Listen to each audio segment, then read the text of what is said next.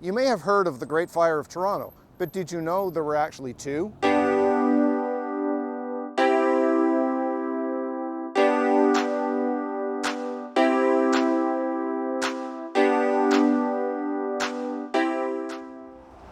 The one you probably know about, it happened in 1904, but it was kind of a sequel. The first Great Fire of Toronto took place on April 7th, 1849, and it started in the block over there. Today, we're a little bit north of King Street on Jarvis Street, but back then, this street was called Nelson Street.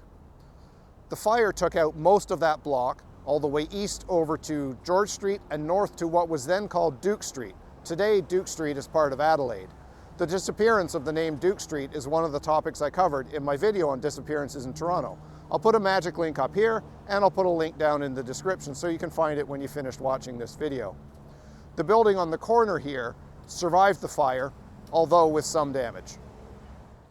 The wind blew the flames west, and they destroyed most of this block as well, including St. James Cathedral. The current building behind me was built starting in 1850 to replace the one that burned down. Here's a map of the damage from the fire. The X's mark areas that were damaged. The solid black marks areas that were completely destroyed. Now, you'll see near the bottom of this map, there's a building marked with the number 1. Let's talk about that.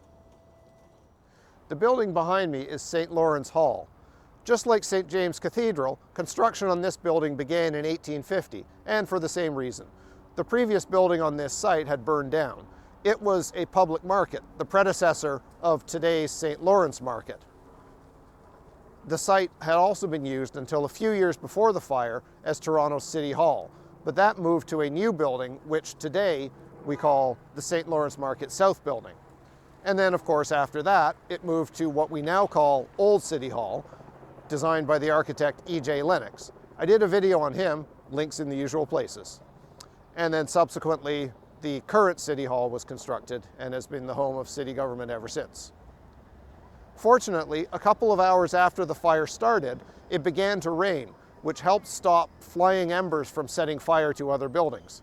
And by about 5 a.m., a few hours after the fire started, it was largely under control. Now let's talk about the better-known Great Fire of Toronto. It started around here, on the north side of Wellington Street West, just west of Bay Street, in the neckwear factory of E&S Curry, on the evening of April 19th, 1904. Here's a picture of that building after the fire. Back then, this was not the financial district that we know today.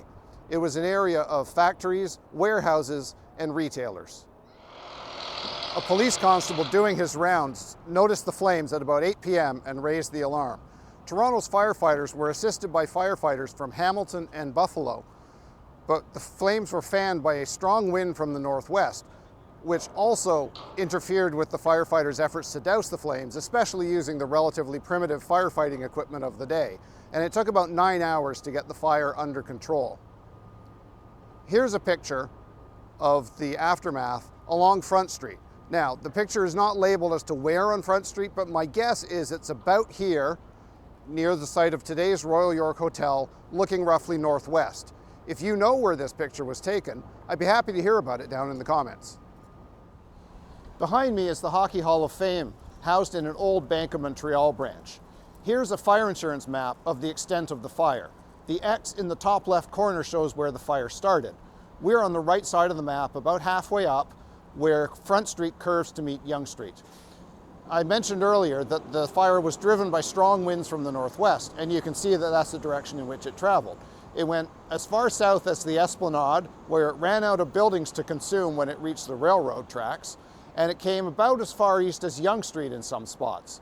Now, just a little bit north of here, you can see on the map, there's a section where the fire has a rectangular outline.